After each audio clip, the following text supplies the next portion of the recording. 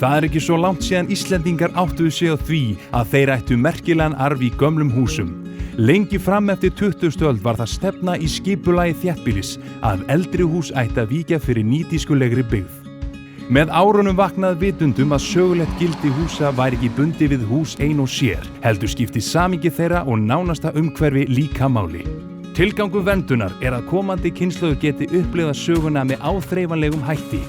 Innan verndarsvæða í byggð eru engar ný framkvæmdir sem skaða ásýn þess og heildarmynd lifðar.